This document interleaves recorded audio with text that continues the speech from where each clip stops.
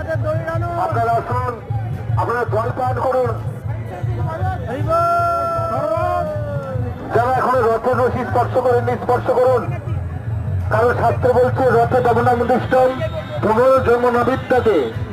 রথে যদি রথে যদি কেউ রশি স্পর্শ করে জগন্নাথের উদ্দেশ্যে প্রণাম করেন, প্রার্থনা করেন, পুনর্জন্ম না বিদ্যাতে, পুনর্জন্ম আর হয় না।